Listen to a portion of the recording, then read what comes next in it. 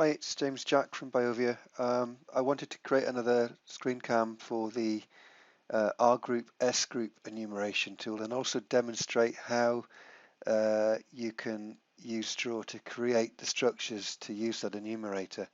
There is a small limitation on the S group side of things about which polymer brackets you use and the S group data field that needs to be added. So I'll just show you that now. So I'm in Draw. I'm using the all-purpose drawing tool. So I want to draw a structure, and I'm going to use the a sort of repeat unit to create an S group that can be enumerated. So I'll start off with just a simple chain.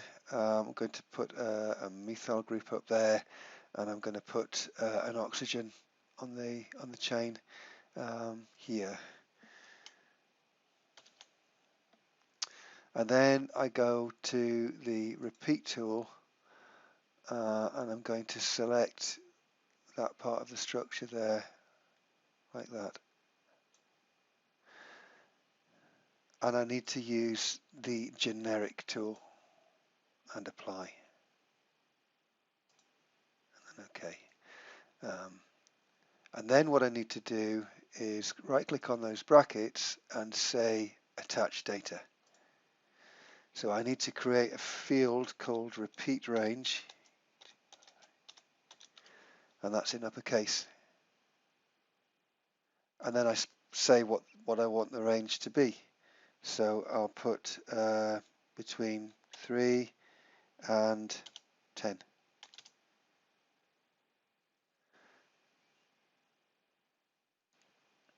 Okay. I can move that bit of text if I want to move it about a little bit, get it in a nice spot, then that's fine.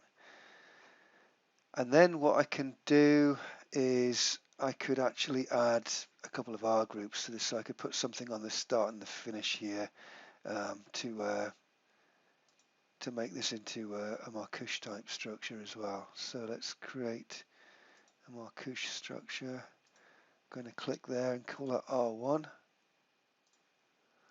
And I'm going to click there and call that R2. And now I go in and say what I want those things to be. So let's put in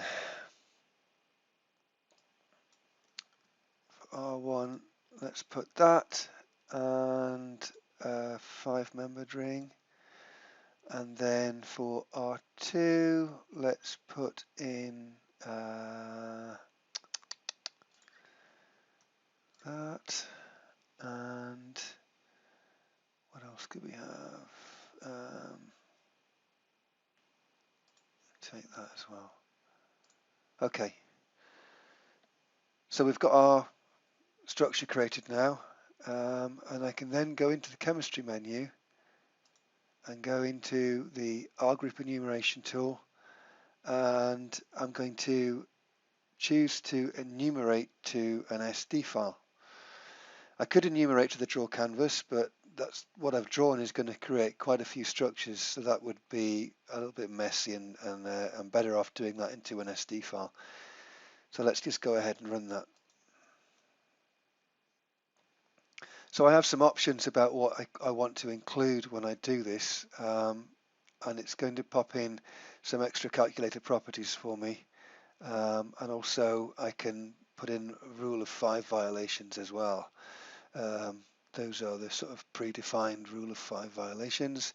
So I just click OK, and now it wants a name for the SD file. I'm going to put it straight onto my desktop and call it S group enum, and then save. So that has created an SD file with 32 molecules in it. And now I obviously want to go and see what's in there, so I can go to the file menu, go to the SD file viewer, and there's my enumerated SD file. So I click on OK and open it, and there we are. This is not using the out-of-the-box SD file enumerator. This is SD file viewer. This is using the add-in that I wrote. Clicked on the wrong one there.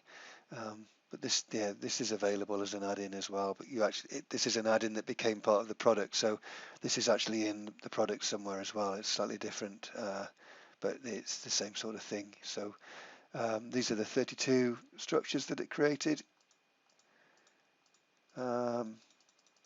With the different R groups on and so on.